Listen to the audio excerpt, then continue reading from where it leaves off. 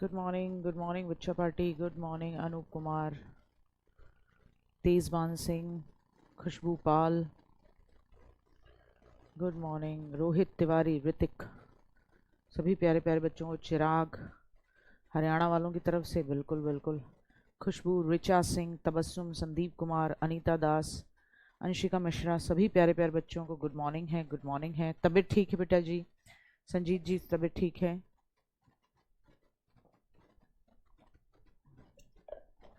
अंतिम कश्यप ठीक ठीक, very good morning, very good morning. आ जाओ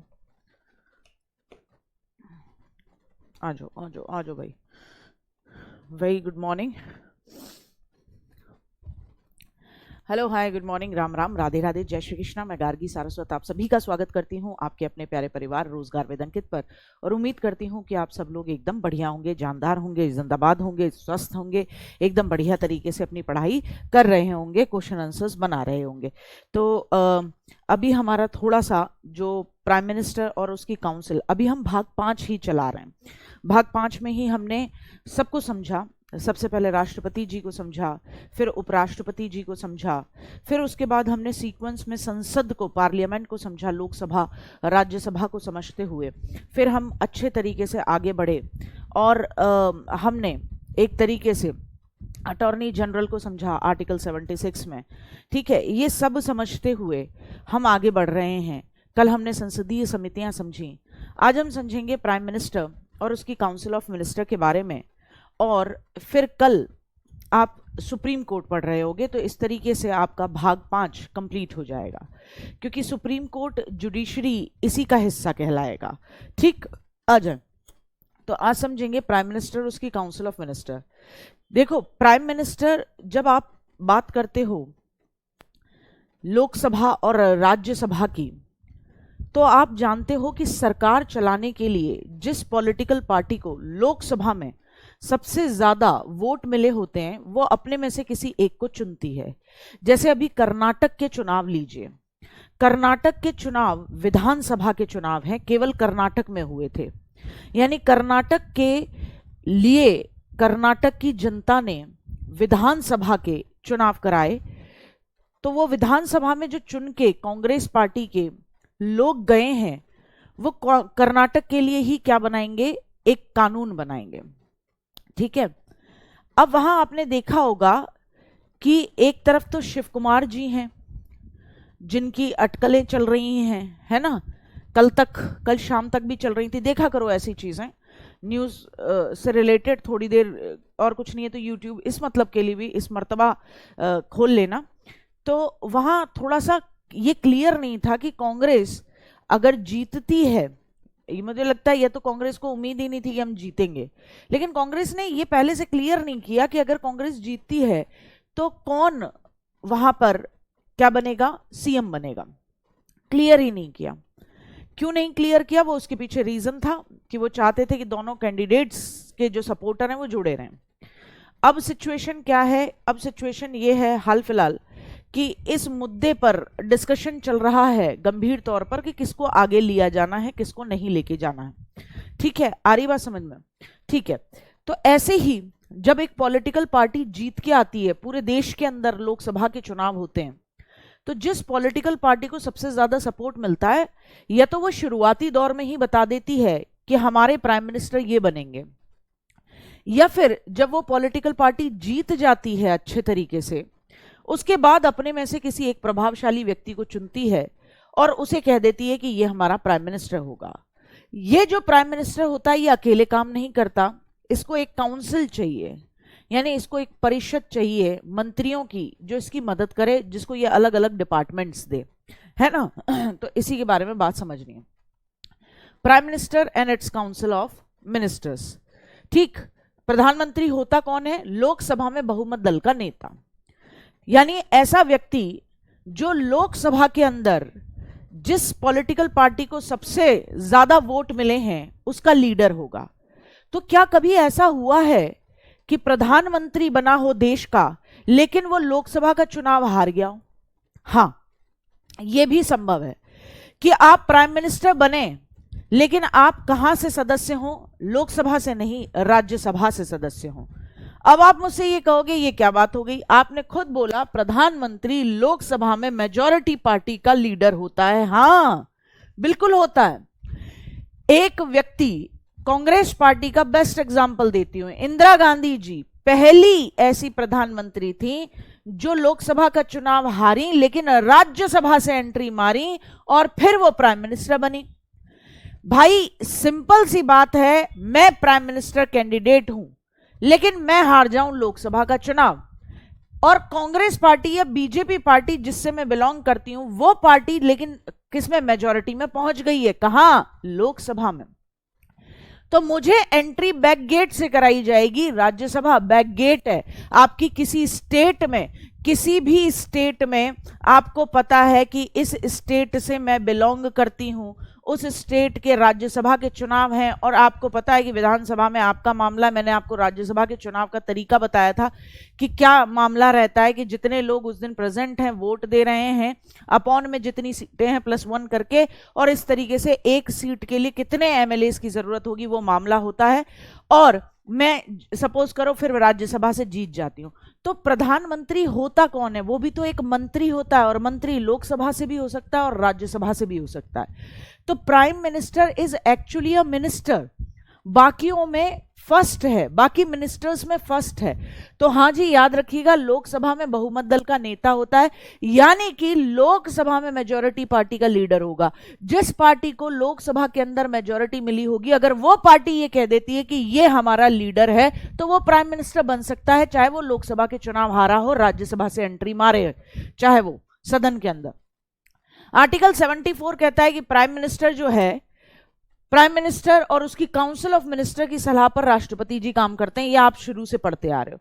राष्ट्रपति किसकी सलाह पर काम करते हैं, राष्ट्रपति जी सलाह पर काम करते हैं। आर्टिकल 74 सिंपल कहता है कि राष्ट्रपति जी अपना तो कुछ है ही नहीं इनका, प्राइम मिनिस्टर और उसकी काउंसिल ऑफ मिनिस्टर की सलाह पर काम करते हैं। 75 आपको पता ही है, प्रधानमंत्री को अपॉइंट कौन करता है, राष्ट्रपति जी करते हैं, ये मैं पहले भी बता चुकी हूं। 75 ये कहता है कि प्राइम मिनिस्टर को अपॉइंट कौन करते हैं, प्रेसिडेंट साहब करते हैं। किसको करते हैं, प्राइम मिनिस्टर किसको बनाएंगे, राष्ट्रपति जी। तो राष्ट्रपति जी ये सिंपल देखते हैं कि लोकसभा में किस पॉलिटिकल पार्टी को सबसे ज्यादा मेजॉरिटी है। जैसे सपोज करो लोकसभा में 543 मेंबर हैं, पहले वाला मामला था ये, तो 543 मेंबर मान के ही चलो, अभी वही 543 मान के चलो, वो दो जो सीट्स 545 करके और उन पे इलेक्शन होते हैं उनको काउंट ना करके आप 543 ही मानो। 543 का आधा करो 271.5, अब आधा आदमी तो लेंगे नहीं, यानी 272 सीटें चाहिए, 272 में भी एक सीट और चाहिए। 273 सीट्स या सांसद या जिसको सपोर्ट मिल जाएगा, जिस पॉलिटिकल पार्टी को, उस पॉलिटिकल पार्टी के किसी एक कैंडिडेट को प्राइम मिनिस्टर क्या बना देंगे, राष्ट्रपति जी क्या बना देंगे, प्राइम मिनिस्टर। अभी हाल फिलहाल में आप जानते हो यहाँ 545 मेंबर्स होते हैं जो लोकसभा में चुन कर आते हैं। ठीक है, अब ध्यान से सुनना, मेरी बात को बहुत ध्यान से सुनना, बहुत गंभीरता से सुनना, बिना किसी गलती के सुनना। एक सिंपल सी चीज है कि भैया लोकसभा के अंदर जिस पॉलिटिकल पार्टी को मेजॉरिटी मिली, यानी कि अप्रोक्सीमेटली 273 सीट्स के करीब मिली, ये क्या कह रहे हैं, हाँ एंग्लो इंडियन की 2 सीट्स हटा दी गई है ना, अगर 273 सीट्स मिली तो उस पॉलिटिकल पार्टी को सबसे पहले मौका मिलेगा। लेकिन मैंने आपको बताया था त्रिशंकु, हैंग पार्लियामेंट, मिलीजुली सरकार, गठबंधन की सरकार, कि कई बार ऐसा होता है कि सरकारों को किसी को भी मिलीजुली किसी को भी स्पष्ट बहुमत नहीं मिलता, किसी को भी क्लियर मेजॉरिटी नहीं मिलती है, तो फिर मिलीजुली सरकारों के लिए बुलाया जाता है। ठीक, अच्छा, अब जिस पार्टी को में सबसे ज्यादा सांसद हैं उसे समय देगी बहुमत साबित करने का, राष्ट्रपति जी उसे समय देंगे। अगर किसी को 273 सीट्स किसी को भी नहीं मिली, तो ये पहले भी बताया मैंने आपको, जिस पॉलिटिकल पार्टी के सबसे ज्यादा मेंबर हैं, जिस पॉलिटिकल पार्टी के सबसे ज्यादा मेंबर हैं, सबसे ज्यादा सांसद हैं लोकसभा के अंदर, जिस पॉलिटिकल पार्टी के पास सबसे ज्यादा सीट है, सबसे पहला मौका उसी को मिलेगा कि आप चाहे किसी से अपने सांसदों को मिलवाओ, कैसे भी करो, आप कोशिश करो कि सरकार आप बना पाओ, पहला मौका उसे मिलेगा। फिर उसके बाद राष्ट्रपति जी किसी और को देंगे मौका, राष्ट्रपति जी किसी और को मौका देंगे। लेकिन अगर कोई भी नहीं सरकार बना पाया तो ये राष्ट्रपति जी के अपने विवेक पर होता है। ये मैंने आपको बताया था आर्टिकल 75 में यहां एक विवेक की बात भी आती है प्रेसिडेंट साहब की, कि प्रेसिडेंट साहब अपनी मर्जी से अंडरलाइन किसी को भी प्राइम मिनिस्टर बना सकते हैं, लेकिन उसे 6 महीने में बहुमत साबित करना होगा। उसे 6 महीने के अंदर अंदर बहुमत साबित करना होगा। वो राष्ट्रपति जी प्रेसिडेंट की नजर में इस लायक है कि वो 6 महीने में लोकसभा में मेजॉरिटी 273 सीट्स की शो कर देगा। तो राष्ट्रपति जी प्रेसिडेंट साहब उसे क्या बना सकते हैं? प्राइम मिनिस्टर बना सकते हैं। जनरली अगर किसी को क्लियर मेजॉरिटी नहीं मिली है तो जिस पार्टी को मेजॉरिटी है सबसे ज्यादा, उसी के कैंडिडेट को प्राइम मिनिस्टर की ओथ दिलवाते हैं प्रेसिडेंट साहब। क्यों दिलवाते हैं? क्योंकि कोई भी नहीं चाहता दोबारा इलेक्शन हो। दोबारा इलेक्शन में बहुत पैसा खर्च होता है, बहुत पैसा खर्च होता है। 3 तरीके के मंत्री होते हैं। अब प्राइम मिनिस्टर साहब अकेले काम तो नहीं करेंगे। 3 तरीके के मंत्री होते हैं। एक होते हैं कैबिनेट मिनिस्टर। कैबिनेट मिनिस्टर में सबसे सीनियर मोस्ट जज वो आते हैं, सीनियर मिनिस्टर्स। कौन आते हैं? सीनियर मिनिस्टर्स आते हैं। सीनियर मिनिस्टर्स कैसे होते हैं? आपने देखा होगा राजनाथ सिंह जी कौन है? डिफेंस मिनिस्टर हैं। नितिन गडकरी जी कौन है? नेशनल हाईवेज और इन सब का परिवहन का मामला देखते हैं। एस जयशंकर साहब कौन है? विदेश मंत्री हैं। आपने ये सारे लोग देखे होंगे। अमित शाह गृह मंत्री हैं। जब मोदी जी मीटिंग करते हैं तो किन के साथ दिखाई देते हैं? इन्हीं 5, 6, 7, 8 लोगों के साथ दिखाई देते हैं, क्योंकि ये मोदी जी के बहुत क्लोज लोग हैं। ये लोग कौन हैं? Cabinet minister. कैबिनेट मिनिस्टर गिने चुने होंगे, लेकिन इंपॉर्टेंट मिनिस्ट्रीज, सभी महत्वपूर्ण मंत्रालय इन्हीं को मिले होंगे। ठीक है ना? हाँ, सभी महत्वपूर्ण मंत्रालय इन्हीं को मिले होंगे। हाँ, ये कईयों बार हुआ है कि किसी को मेजॉरिटी नहीं मिली तो प्राइम मिनिस्टर बना दिया राष्ट्रपति जी ने। 6 महीने के अंदर अंदर उन्होंने साबित कर दी अपनी मेजॉरिटी। तो कोई दिक्कत नहीं है इस बात का, ये तो होता है। फिर एक आता है राज्य मंत्री, state minister with independent charge. State minister with independent charge, इसका मतलब ये होते हैं छोटे मिनिस्टर। कौन होते हैं ये? छोटे डिपार्टमेंट के मिनिस्टर्स। छोटे छोटे डिपार्टमेंट्स के मिनिस्टर हो गए। ये छोटे छोटे डिपार्टमेंट्स, भैंस गिनने वाला डिपार्टमेंट, ठीक है, गाय गिनने वाला डिपार्टमेंट, ठीक, छोटा मोटा जो भी डिपार्टमेंट हैं, अलग अलग कई सारे डिपार्टमेंट होते हैं, जनगणना का डिपार्टमेंट, उन डिपार्टमेंट के मिनिस्टर्स को आप क्या कहते हो? State minister with independent charge, यानी कि राज्य मंत्री स्वतंत्र प्रभार के साथ। इनके पास छोटे छोटे डिपार्टमेंट होते हैं।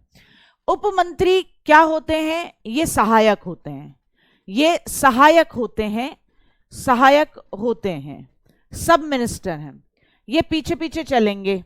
किनके? ये पीछे पीछे चलेंगे कैबिनेट मिनिस्टर और स्टेट मिनिस्टर्स के। ठीक, अब जब भी कोई बहुत बड़ी मीटिंग होती है, डिस्कशन होता है, तो कैबिनेट मिनिस्टर जाते हैं। न तो स्टेट मिनिस्टर को बुलाया जाता है, न ही उप मंत्रियों को बुलाया जाता है। इनका कोई काम नहीं है। जो भी डिस्कशन होते हैं प्राइम मिनिस्टर किसके साथ लेते हैं? कैबिनेट मिनिस्टर्स के साथ लेते हैं, ना कि राज्य मंत्री और उपमंत्रियों के साथ। इन्हें तो जब बुलाया जाए तब ये जाते हैं। इनकी कोई बहुत खास वैल्यू थोड़ी ना होती है। ये तो ऐसी मामला बस इनको दे दिया है खुश करने के लिए। आ जाओ, प्राइम मिनिस्टर, उसकी काउंसिल ऑफ मिनिस्टर। आर्टिकल 74 कहता है मंत्री परिषद का गठन। मंत्री परिषद में कौन कौन होगा? कि प्रधानमंत्री होंगे, कैबिनेट मंत्री होंगे, स्टेट मिनिस्टर होंगे और डिप्यूटी मिनिस्टर होंगे।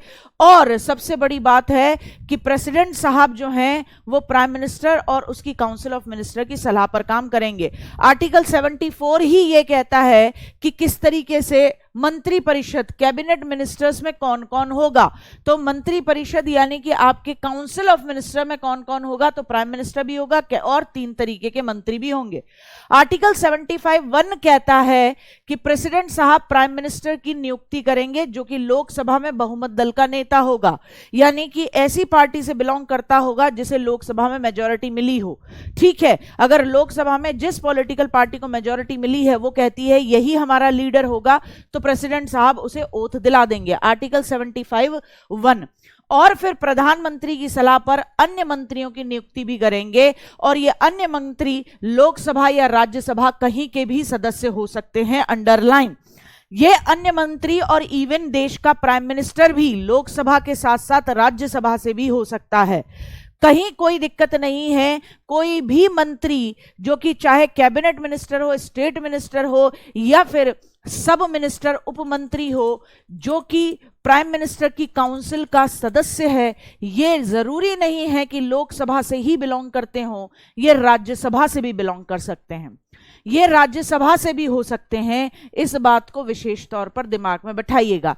क्या देश का प्राइम मिनिस्टर राज्यसभा से हो सकता है? बिल्कुल हो सकता है, क्योंकि जब मंत्री लोकसभा या राज्यसभा कहीं के भी सदस्य हो सकते हैं, तो प्राइम मिनिस्टर इन सब मंत्रियों में फर्स्ट है, फर्स्ट अमंग ऑल। वो भी एक मिनिस्टर ही है, लेकिन इन सबको लीड करता है।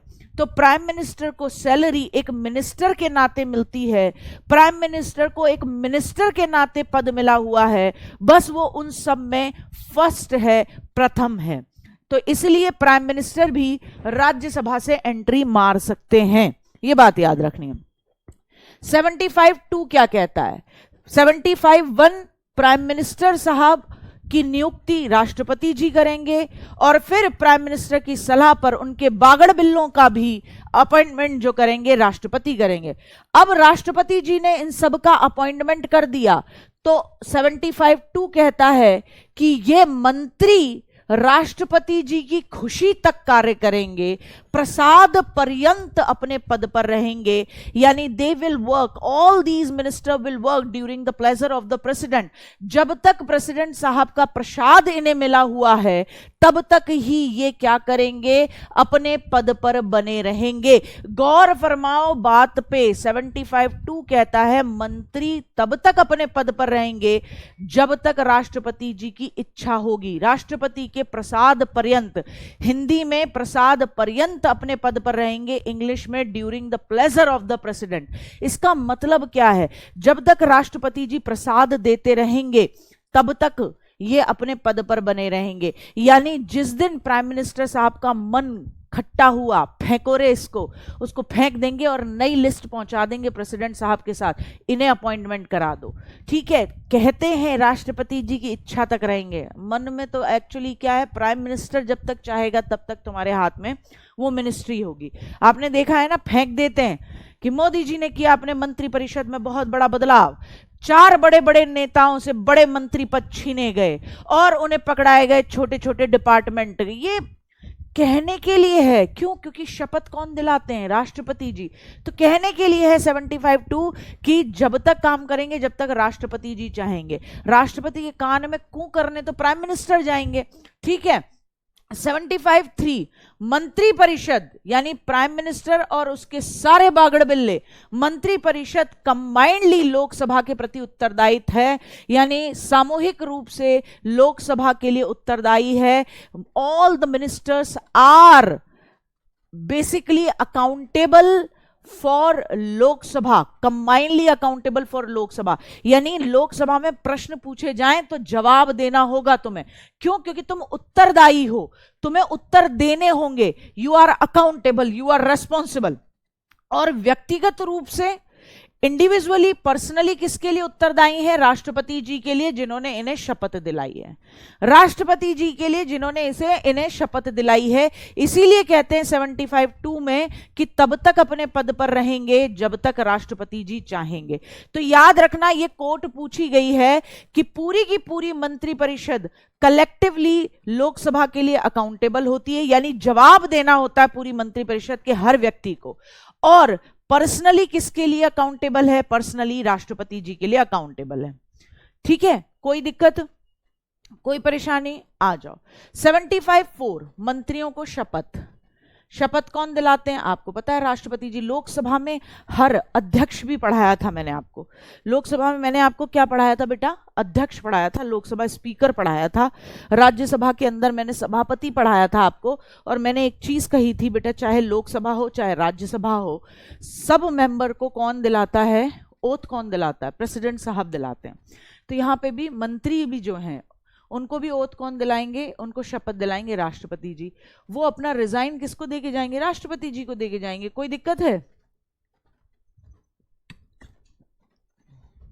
वोटिंग राइट पॉलिटिकल राइट है, वोटिंग राइट आपका राजनीतिक अधिकार है, पॉलिटिकल राइट है। और संपत्ति का अधिकार, प्रॉपर्टी का राइट आपका लीगल राइट है। ठीक है नवनीत? ठीक है, हाँ बेटा मैं आराम से बोल रही हूँ गुड्डा, आराम से बोल रही हूँ मैं। ठीक है नवनीत, याद रहेगा? आ जाओ अब नेक्स्ट समझो। इतना तुम समझ चुके हो, फिर से मेरे साथ बोलो। 74 कि भैया प्राइम मिनिस्टर की सलाह पर काम करते हैं कौन, राष्ट्रपति जी। और 74 ही बताता है कि मंत्रिपरिषद में कौन कौन होता है। ठीक है, काउंसिल ऑफ मिनिस्टर में प्राइम मिनिस्टर होता है और 3 तरीके के उसके मिनिस्टर्स होते हैं। कौन कौन से? एक तो कैबिनेट मिनिस्टर, फिर state minister with independent charges, और उप मंत्री, डिप्यूटी मिनिस्टर या छोटे छोटे मिनिस्टर जो होते हैं। फिर 75(1) कहता है प्राइम मिनिस्टर का अपॉइंटमेंट राष्ट्रपति जी करते हैं और प्राइम मिनिस्टर की सलाह पर बागड़ बिल्लों का यानी उसकी काउंसिल के मेंबर का भी सिलेक्शन राष्ट्रपति जी करते हैं। 75(2) क्या कहता है कि भैया ये तब तक काम करेंगे जब तक कि राष्ट्रपति जी का इनके हाथों में प्रसाद होगा। राष्ट्रपति जी के प्रसाद पर्यंत यानी during the pleasure of the president ये लोग कैसे काम करेंगे, मंत्री के रूप में काम करते हैं। ठीक है ना। उसके बाद क्या बात आई थी, उसके बाद नॉर्मल बात आई थी कि ये लोकसभा के प्रति सामूहिक रूप से उत्तरदायी होते हैं और राष्ट्रपति जी के लिए पर्सनली उत्तरदायी होते हैं। ठीक है। फिर 75(4) में आपने शपथ की बात की थी कि भैया इन्हें शपथ कौन दिलाता है, प्रेसिडेंट साहब, और ये रिजाइन किसे देते हैं, प्रेसिडेंट साहब को। 75(5) अगर किसी मंत्री को 6 महीने के भीतर भीतर संसद की सदस्यता नहीं मिलती तो उसे त्यागपत्र देना होगा। आप प्राइम मिनिस्टर मैं बनी, है ना, मुझे बड़ा प्यार था किससे, आरती से। हाँ, सबका मामला वही होता है। प्राइम मिनिस्टर प्राइम मिनिस्टर के लिए कुछ डिफाइन नहीं है ऐसे अलग से कॉन्स्टिट्यूशन में। ठीक है। हाँ, वॉल्यूम बढ़ गई है बेटा, वॉल्यूम बढ़ गई है। ठीक है, वॉल्यूम बढ़ गई है। हाँ, घर से ही पढ़ाते हैं। देखो अब ध्यान से सुनना, ध्यान से सुनना कि क्या माजरा है, किस चीज को समझाया जा रहा है। 75(5) कहता है अगर किसी, मैं प्राइम मिनिस्टर बनी, मुझे बड़ा प्यार था किससे, मुझे बड़ा प्यार था आलोक तिवारी से, मुझे बहुत प्यार था आलोक से, तो मैंने आलोक से कहा कि मैं तुम्हें मेंबर बनवा देती हूँ। अब आलोक ने कहा न तो मैं लोकसभा से जीत सकता हूं, मैं राज्यसभा से। मैंने कहा कोई दिक्कत नहीं है, तुम्हें मंत्रिमंडल में हिस्सा दे लेंगे, राज्यसभा से एंट्री करवा देंगे तुम्हारी। ठीक है। तो ये आर्टिकल 75(5) कहता है कि अगर कोई मंत्री है तो वो 6 महीने के अंदर अंदर उसे संसद, लोकसभा या राज्यसभा की सदस्यता ग्रहण करनी होगी, नहीं करेगा तो मंत्रिमंडल से हाथ धो बैठेगा। 75(6) कहता है मंत्रियों के वेतन और भत्ते कितने होने चाहिए। संविधान में एक 91वां संविधान संशोधन हुआ था 2003 में। उसके बाद कहा गया कि मंत्रिपरिषद यानी काउंसिल ऑफ मिनिस्टर का आकार लोकसभा या राज्यसभा जिसमें भी है, तो मंत्रिपरिषद का आकार लोकसभा के कुल सदस्य जितने भी हैं उसका 15% से ज्यादा नहीं होना चाहिए। यह बहुत इंपॉर्टेंट आर्टिकल है। होता क्या था, मिलीजुली सरकारें जब बनती हैं तो आपकी सारी जो भी दुविधाएं हैं मैं अभी दूर करूंगी, थोड़ा रुक जाओ, सारी दुविधाएं दूर करूंगी जो भी मन में आ रही है।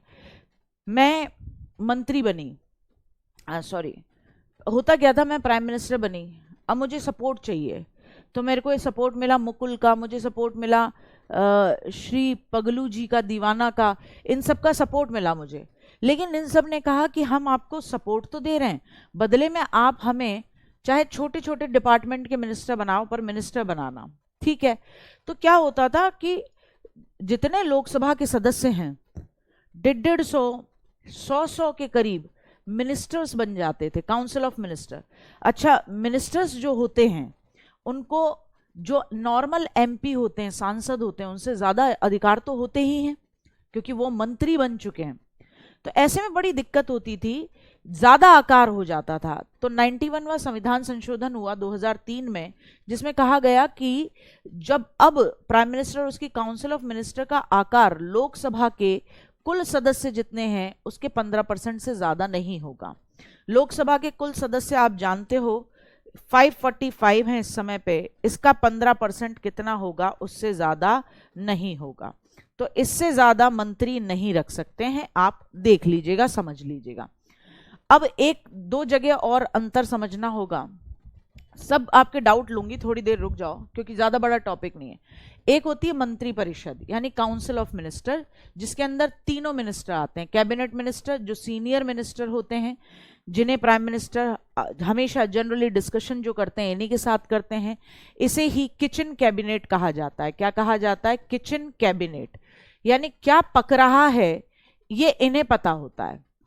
फिर होते हैं state minister with independent charge, स्वतंत्र प्रभार के साथ राज्य मंत्री, इनको बहुत छोटे छोटे डिपार्टमेंट मिलते हैं। फिर डिप्यूटी मिनिस्टर होते हैं, ये सहायक होते हैं, ये मदद करते हैं। तो ये तो होती है काउंसिल ऑफ मिनिस्टर। एक आपने सुना होगा मंत्रिमंडल, सुना है मंत्रिमंडल? मंत्रिमंडल का मतलब है कैबिनेट ऑफ मिनिस्टर, यानी यहां केवल कैबिनेट मिनिस्टर्स आएंगे, यहां केवल कैबिनेट मिनिस्टर आएंगे। मंत्रिमंडल और मंत्री परिषद में अंतर है। मंत्री परिषद काउंसिल के अंदर सारे तरीके के मिनिस्टर आएंगे और मंत्रिमंडल में केवल और केवल कैबिनेट मिनिस्टर्स आएंगे। ये कैबिनेट मिनिस्टर, आपको बहुत अच्छे से बता दूं, ये कैबिनेट शब्द 44वां संविधान संशोधन जो 1978 में किया गया था, तब पहली बार संविधान में मंत्रिमंडल शब्द जोड़ा गया था। मंत्रिमंडल में वो इंपॉर्टेंट मिनिस्टर्स होते हैं जिनसे प्राइम मिनिस्टर सब डिस्कशन करते हैं। और प्राइम मिनिस्टर क्या है? फर्स्ट अमंग ऑल, बाकियों में, बाकी मंत्रियों में प्रथम है, एक समान में प्रथम है, बस फर्स्ट अमंग ऑल है। बाकी मंत्रियों ने उसे चुना है, उनको लीड करेगा, उनके काम देखेगा, बाकी इसके पास कोई और झुंझुना नहीं है। अब ध्यान से समझना है प्रधानमंत्री जी के बारे में एक इंपॉर्टेंट बात। पंडित जवाहरलाल नेहरू जी भारत के पहले प्रधानमंत्री बने, सबसे लंबा कार्यकाल रहा है इनका 16 साल का, लगातार 3 बार प्राइम मिनिस्टर बने और देश के पहले प्राइम मिनिस्टर भी बने जिनके खिलाफ नो कॉन्फिडेंस मोशन लाया गया।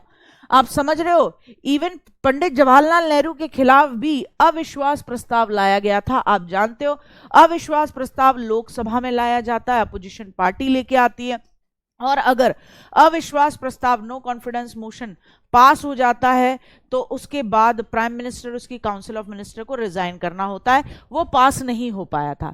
तो देश के पहले प्रधानमंत्री 3 बार लगातार प्रधानमंत्री रहे, 16 साल का कार्यकाल रहा, सबसे लंबा कार्यकाल माना जाता है।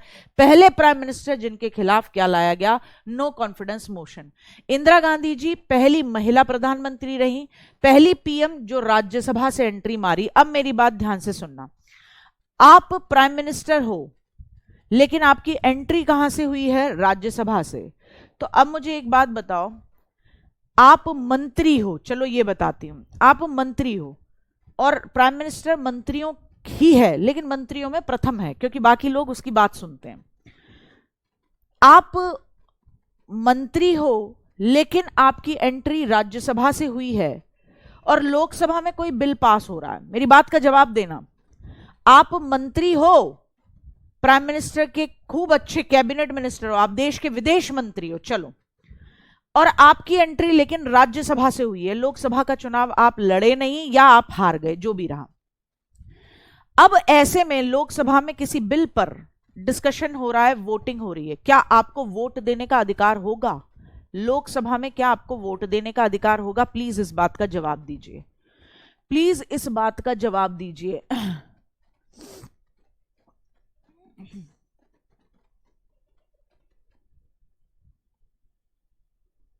बताइए। हाँ, अटल बिहारी जी को भी हटाया गया था, नो कॉन्फिडेंस मोशन से ही हटाया गया था, विश्वास प्रस्ताव नहीं हासिल कर पाए थे। बताओ भाई, जवाब दो। नो। आशु ने सबसे पहले जवाब दिया कि नहीं, ऐसा नहीं हो सकता।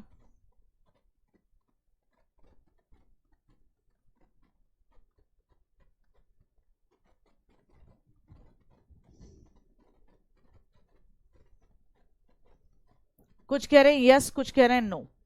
कायदे में एक बात को दिमाग में बिठा लो कि जब आपकी एंट्री राज्यसभा से है, बेशक आप मंत्रिमंडल का हिस्सा हैं, आप कैबिनेट मिनिस्टर हैं या आप मंत्री परिषद का हिस्सा भी हैं, लेकिन आपको वोट देने का अधिकार लोकसभा में तो नहीं होगा। आपको वोट देने का अधिकार लोकसभा में नहीं होगा। आपको बता दूं कि पहले जो प्राइम मिनिस्टर रह चुके हैं मनमोहन सिंह जी, उनकी सरकार के खिलाफ अविश्वास प्रस्ताव लाया गया था, लेकिन वो वोट नहीं कर पाए थे लोकसभा में। और आपको पता है अविश्वास प्रस्ताव, नो कॉन्फिडेंस मोशन कहाँ लाया जाता है? लोकसभा में लाया जाता है। वो वोट नहीं कर पाए थे। क्यों नहीं कर पाए थे? क्योंकि वो कहाँ के मेंबर नहीं थे, वो लोकसभा के मेंबर ही नहीं थे। कहाँ से बिलोंग करते थे? राज्यसभा से। तो लोकसभा के मेंबर नहीं हो तो आप लोकसभा की किसी कार्यवाही में वोट नहीं डाल सकते हो। ये बात कान खोल के और एकदम गांठ बांध लेना, ठीक है? तो पहली प्राइम मिनिस्टर जो कि राज्यसभा की सदस्य थी, क्योंकि आम चुनाव लोकसभा का हार चुकी थी, इसलिए बैक एंटर आई गई। मोरारजी देसाई सबसे ज्यादा उम्र के प्राइम मिनिस्टर, इन्होंने त्यागपत्र दिया। त्यागपत्र देने वाले पहले मिनिस्टर कहे जाते हैं जिन्होंने त्यागपत्र दिया। और इन्हें मोरारजी देसाई जी को भारत और पाकिस्तान का सर्वोच्च सम्मान, जिसे भारत रत्न और पाकिस्तान में निशाने पाकिस्तान कहा जाता है, उसे प्राप्त करने वाले एकमात्र प्राइम मिनिस्टर रहे। कौन? मोरारजी देसाई। कोई दिक्कत? हाँ, दोनों सम्मान इन्हें मिले हैं। कोई दिक्कत हो तो बताओ। त्यागपत्र देने वाले पहले थे। चौधरी चरण सिंह जी के बारे में बात आती है कि प्रधानमंत्री के पद पर रहते हुए लोकसभा की किसी बैठक में कभी नहीं गए, ठीक है? किसी बैठक का आयोजन नहीं किया चौधरी चरण सिंह जी ने। इनका मामला कुछ अलग ही था चौधरी चरण सिंह जी का, ये कभी लोकसभा की बैठक में ही नहीं गए। मनमोहन सिंह और वीपी सिंह, ये इन्हें विश्वास मत हासिल करना पड़ा था। मनमोहन सिंह और वीपी सिंह को क्या, किसका विश्वास मत हासिल करना पड़ा था? इनको विशेष तौर पर याद रखना, यानी इन्हें अपना बहुमत साबित करने की जरूरत पड़ी थी। अटल बिहारी वाजपेयी जी की सरकार, आपको पता है 1999 में सबसे कम 13 दिन के लिए प्रधानमंत्री रहे थे। वैसे इन्होंने 3 बार प्राइम मिनिस्टर की शपथ ग्रहण की है अटल बिहारी वाजपेयी जी ने, लेकिन 2 बार मामला ढंग से चल नहीं पाया था। और एक बार सबसे कम समय के लिए प्राइम मिनिस्टर रहे, 13 दिन के लिए सरकार रही। मैंने आपको बताया था वो मायावती जी वाला मामला, कि उन्होंने किस तरीके से विश्वास मत में वोट कम पड़ गया, 1 वोट से हारे थे अटल बिहारी वाजपेयी जी। 1 वोट से विश्वास मत हासिल नहीं कर पाए थे 1999 में लोकसभा में चुनाव में, सरकार के अंदर। मनमोहन सिंह जी लगातार 2 बार प्राइम मिनिस्टर चुने गए। और सबसे बड़ी बात याद रखना, आरबीआई के एकमात्र गवर्नर जो प्रधानमंत्री चुने गए, आरबीआई के एकमात्र गवर्नर जो प्रधानमंत्री चुने गए। दुनिया इन्हें कुछ भी कहे, कितनी भी गाली दे, लेकिन देखो आदमी बहुत जेन्युइन, बहुत कमाल का और बहुत जबरदस्त इकोनॉमिस्ट रहा है, बहुत जबरदस्त अर्थशास्त्री रहे हैं। 2 बार लगातार प्राइम मिनिस्टर चुने गए। आरबीआई के एकमात्र गवर्नर जो प्रधानमंत्री के रूप में जिन्होंने काम किया, इनको भी विश्वास मत हासिल करना पड़ा था वीपी सिंह की तरह, और फिर इन्होंने अपनी सरकार बचाई थी, ठीक है?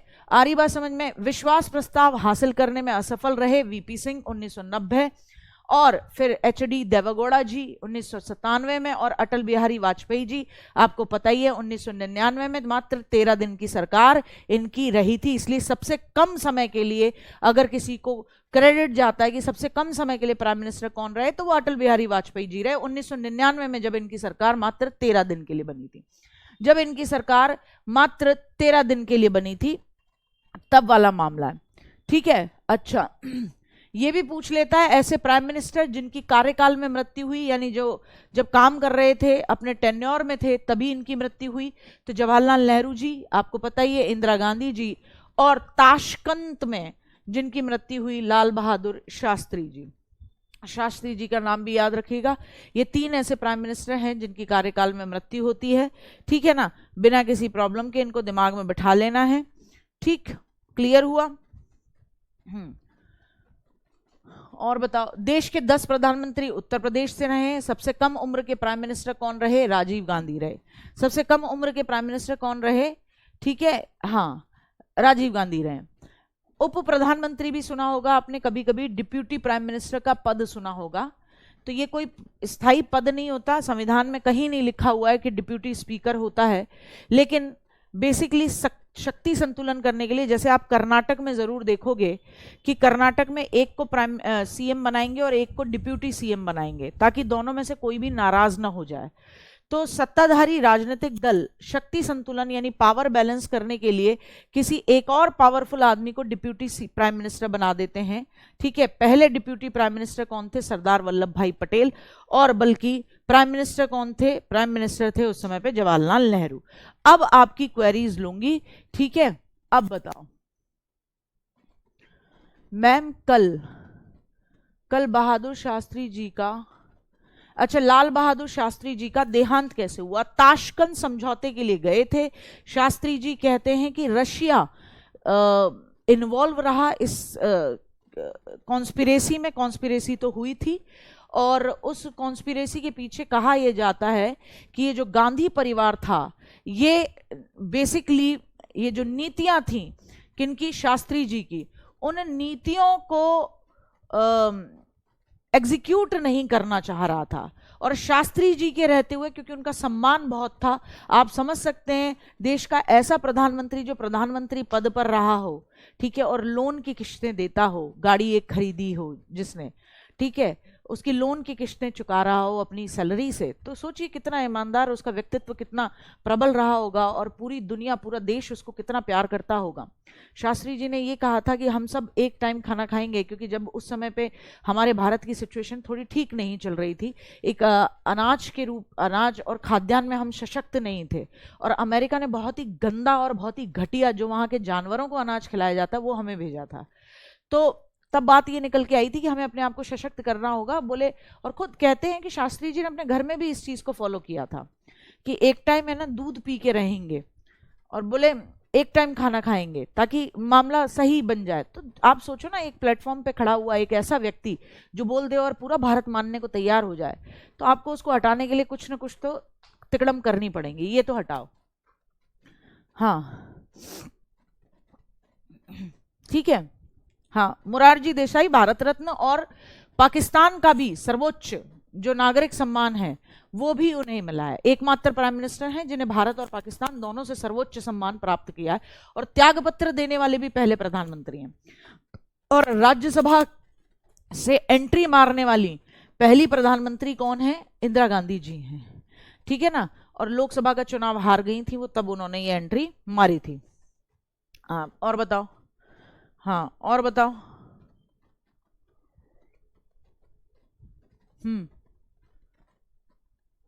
ताशकंद एक जगह है अफगानिस्तान में, वहां समझौता करने की बात हुई थी, मुद्दा चल रहा था। इसको छोड़ो, अब एक बहुत अच्छी डॉक्यूमेंट्री मूवी है ताशकंद डायरीज, देखना, उसको समझ जाओगे बहुत अच्छे तरीके से। उसमें हर एक फैक्ट को बहुत अच्छे तरीके से क्लियर किया है, ठीक है। मैम, राजीव गांधी भी तो, हाँ, ये प्लीज इस पॉइंट को जोड़ लीजिएगा। पद पर रहते हुए मृत्यु में न केवल इंदिरा गांधी जी हैं, आपके लाल बहादुर शास्त्री जी भी हैं, राजीव गांधी भी हैं, ठीक है ना। पद पर रहते हुए जिनकी मृत्यु हुई उसमें राजीव गांधी जी भी हैं, ठीक है ना। हाँ, इसमें राजीव गांधी जी भी नाम लिख लीजिएगा, राजीव गांधी जी का भी लिख लीजिएगा, वो भी कॉन्स्पिरेसी का शिकार हुए थे, लिट्टे की कॉन्स्पिरेसी का। हाँ, सैलरी कोई नहीं पूछेगा आपसे, बिल्कुल निश्चिंत रहो आप। ये कह रहा है सैलरी बता दो, सैलरी बता दो।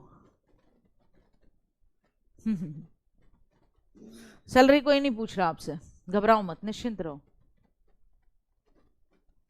क्लास रिकॉर्डेड नहीं है चंदन, ठीक। तो चलो आज यही करते हैं। 13 दिन की गवर्नमेंट इसलिए बनी बेटा क्योंकि ये उन्हें विश्वास मत हासिल करने के लिए कहा गया, उनके खिलाफ अविश्वास प्रस्ताव आया तो फिर आपको साबित करना पड़ेगा बहुमत। आपने साबित किया, आपको वोट ही नहीं मिले, आपको 50% से ज्यादा सांसद आपके सपोर्ट में, ये साबित करना पड़ेगा। करने के लिए कोशिश की, वोटिंग कराई गई, आपको वोट नहीं मिले, एक वोट कम पड़ गया, मैंने आपको बताया, इसलिए मात्र 13 दिन की सरकार बनी थी, ठीक है। आज के लिए इतना ही है। कल कर रहे होंगे, क्या कर रहे होंगे? कल कर रहे होंगे सुप्रीम कोर्ट। तो कल का टॉपिक रहेगा सुप्रीम कोर्ट, अच्छे से समझना। और इतना सारा जो मिला है उसको रिवाइज करने के बाद भाग 5 से रिलेटेड एक 50 से 60 क्वेश्चन का पैकेज दे दूंगी, केवल भाग 5 पूरा, राष्ट्रपति, उपराष्ट्रपति, संसद, प्राइम मिनिस्टर, जितने जितने प्रस्ताव बताए थे, जितनी संसदीय समितियां बताई थी, सबसे रिलेटेड भाग 5 बहुत इंपॉर्टेंट है। 2-4 बार अच्छे तरीके से रिवाइज कर लेना, ठीक है। आज का टॉपिक इतना ही रहेगा, इससे ज्यादा कुछ था नहीं आज के टॉपिक में। कल करेंगे सुप्रीम कोर्ट, आर्टिकल 124 और उसमें समझ रहे होंगे सुप्रीम कोर्ट कहाँ कैसे कैसे होगा, क्या बात करी गई है, सुप्रीम कोर्ट के जजेस को कौन अपॉइंट करता, सैलरी कितनी होती है, कैसे काम करते हैं, क्या योग्यताएं होती हैं, सारी बातें कर रहे होंगे। तो आज के लिए इतना ही। आज आपकी छुट्टी जल्दी होती है। Bye bye, love you, take care, ध्यान रखेंगे, ठीक है। अरे अब कितने दिन का? आपके लिए तो मुश्किल से 10 दिन की क्लास है।